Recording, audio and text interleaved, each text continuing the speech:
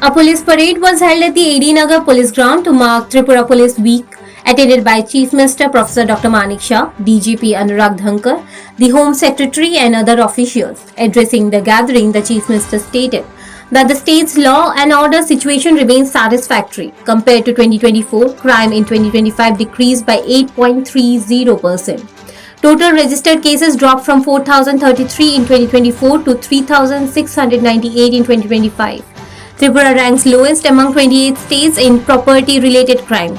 As per NCRB data, the national crime rate stands at 63.1%, 1 lakh population, whereas Tripura records only 10.9. সামগ্রিক যদি অপরাধের কথা আমরা বলি, গত 2 দশকের মধ্যে আজকে আমি বললাম সর্বনিম্ন 2024 সালের তুলনায় 2025 সালে অপরাধের হার 8.30% হ্রাস পেয়েছে।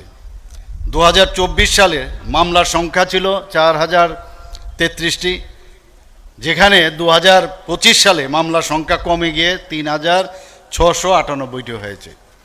He further informed that accident-related deaths declined by 13% in 2025 compared to 2024.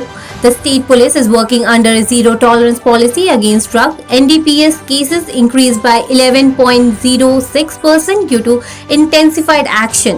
Seizure of ganja rose by 14.41% and cough syrup seizure increased by 145.75% compared to 2024.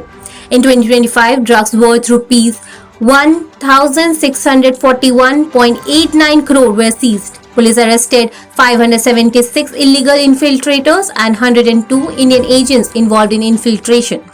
Several bank accounts linked to cybercrime were also frozen.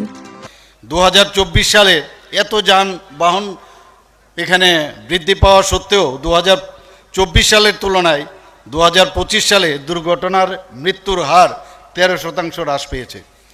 মাদকের বিরুদ্ধে আমরা যুদ্ধ ঘোষণা করেছি, রাজ্য সরকার zero tolerance নীতি আমরা ঘোষণা করেছি এবং তার জন্য আমরা প্রতিশ্রুতিবদ্ধ। একদিনে সব হয়ে যাবে সেটা বলা আমার মনে হয় ঠিক হবে না, চেষ্টা চলছে।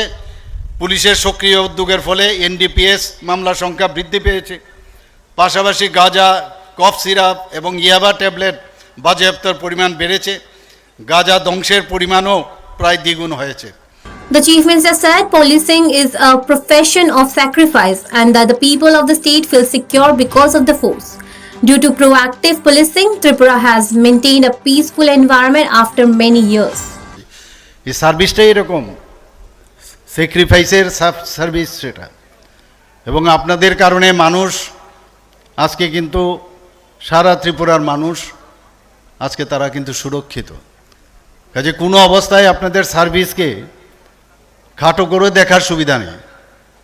মানুষ আপনাদের উপর নির্ভর করে তাদের যে জীবন প্রণালী বা জীবিকা থেকে আরম্ভ করে সব দিকেই যদি দেখি যে শান্ত পরিবেশ, আজকে একটা সুস্থ পরিবেশ ত্রিপুরাতে এত বছর বাদে এখন কিন্তু আমাদের সরকার আসার পর সেই কাজটা আমরা করতে পেরেছি এবং তার মেইন যে শ্রেয় কিন্তু আপনাদেরই যায়। DGP Anurag Dhankar also addressed the program. During the event, new vehicles were handed over to the various police stations, along with 114 motorcycles for security duties. Bureau Report, Fact Finder.